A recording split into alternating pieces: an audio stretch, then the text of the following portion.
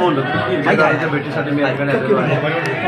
या ठिकाणी जे खासदार आहेत विद्यमान रवी सर उमेदवारी दिली गेली. दादांची नाराजी आहे, बोलणे झालं होतं.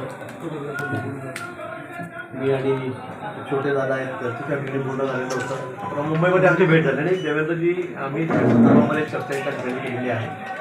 म्हणून मुद्दामून देवेंद्रजींनी मला सांगितलं, बावनकुळे साहेब म्हणले की तुम्ही जाऊन दादांना भेटून घ्या, त्याचं काय म्हणणं आहे, काय नाही ऐकून घ्या. आणि ते ऐकण्यासाठी या ठिकाणी मी आलेलो आहे. नाही, नाराजी अजून दूर असं नाराजी दूर करायला मी आलो नाही. दादांच्या भावना काय आहेत, कार्यकर्त्याच्या भावना काय आहेत त्या ऐकायला मी या ठिकाणी सगळं ऐकून घेतलेलं आहे, लिहूनही घेतलेले आहे. देवेंद्रजीकडे जाईल, बावनकुळे साहेबांना भेटेल आणि त्यानंतर पुन्हा एक चर्चा करेल. बदल अपेक्षित आहे.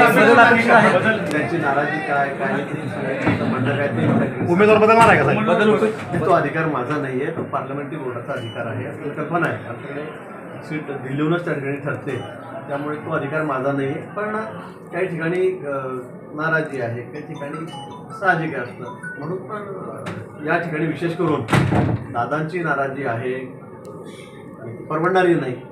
म्हणून मुद्दामून मी या ठिकाणी आलेलं मला पाठवलेलं आहे. मी सगळं ऐकून घेतलेलं आहे. मी त्या संदर्भामध्ये आमच्या बाहेर पाठीमागे मागच्या निवडणुकीत ठरवून 1 लाख मतांचं जे विद्यमान खासदारांना दिलं होतं, तरी त्यांच्या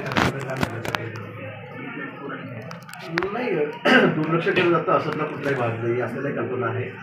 पण तिकीट जाहीर झाल्यानंतर निश्चित नाराजी त्यांची आहे आणि ती मोठी आहे. याबद्दल ती बोलतच नाही. काल परवा साहेबांचं आमच्या तिघांची बैठकही त्या ठिकाणी झाली, त्या ठिकाणी बोललो आणि म्हणून तडकाफडकी लगेच कालच बोललो आणि आजच मी या ठिकाणी सकाळी यायला निघालो. साहेब परत रात्री बोलली की जाऊनच या, दादांना भेटून घ्या. मला वाटतं चर्चेने काही प्रश्न घडत असतात, नसले तर अक्षर शेवटी त्या गोष्टीत टाकेल ते निर्णय